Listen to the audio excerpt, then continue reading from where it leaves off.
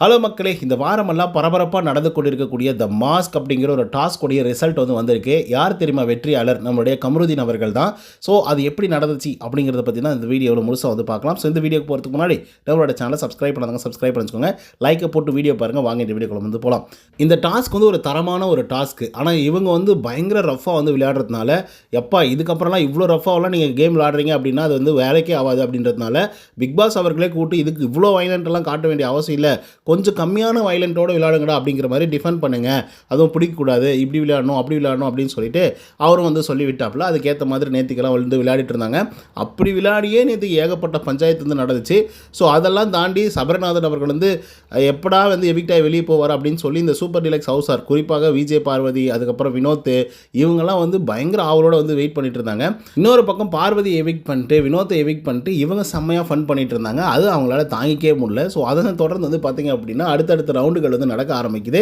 இன்னைக்கு பார்த்தீங்க அப்படின்னா கடைசி 3வது ரவுண்டில் பார்த்தீங்கன்னா நம்மளுடைய சபரிநாதன் அவர்கள் எவிக்ட் ஆகி வெளியே போகிறாரு. ஆக்சுவலாக அவராகவே தான் முன் எவிக்ட் ஆகி வெளியே போகிறாங்க.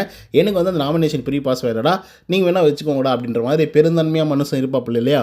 ஸோ அந்த மாதிரி பார்த்தீங்க அப்படின்னா பெருந்தன்மையாக இருந்து கமருதீன் கிட்ட டீல் பேசி அதுக்கப்புறம் பார்த்தீங்க அப்படின்னா கமருதீனுடைய ஃபோட்டோவை எடுத்துகிட்டு போய் ஸ்லாட்டில் வைக்கிறாரு ஃபஸ்ட் ஆளாக.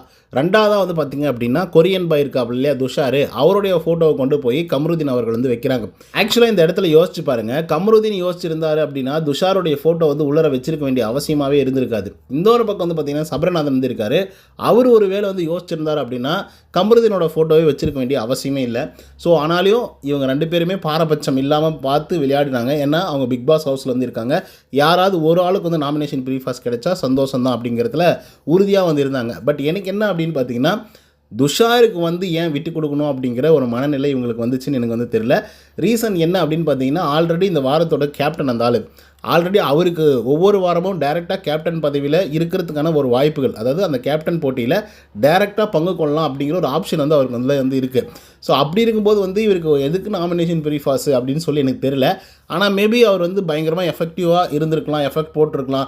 சரி ஓகே இவ்வளோ கஷ்டப்படுறான், ஸோ அதனால் நம்ம அவனுக்கு விட்டு கொடுக்கலாம் அப்படின்னு சொல்லி சபரிநாதன் யோசிச்சிருக்கலாம், கமருதீன் யோசிச்சிருக்கலாம். ஸோ அந்த ரவுண்டில் பார்த்திங்க அப்படின்னா கமருதீன் அவர்களும் துஷார் அவர்களும் உள்ளர போகிறாங்க ஸ்லாட்குள்ளே. ஸோ அடுத்த ரவுண்டில் பார்த்திங்க அப்படின்னா துஷாருக்கும் கமருதீனுக்கும் போட்டி.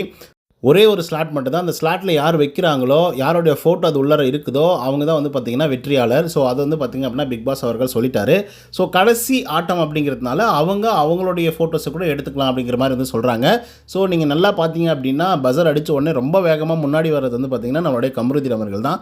ஸோ அவர் தடுமாறி முன்னாடி அந்த ஸ்லாட்டில் ஃபோட்டோ வைக்கிறாங்க. இது ஒரு பக்கமாக இருந்தாலும் கூட அப்சரா அவர்கள் டிஃபெண்டராக இருந்துகிட்ருக்காங்க. பஸர் அடித்த உடனே பார்த்திங்கன்னா அப்சரா அவர்கள்லாம் அப்படியே ஒதுங்கிட்டாங்க. ஏன் எதுக்குலாம் தெரியல. மேபி நம்மளுடைய ஹவுஸ்மேட்ஸ் தானே, அவனுக்கு நாமினேஷன் ப்ரீ பாஸ் கிடைச்சா சந்தோஷம் தான்.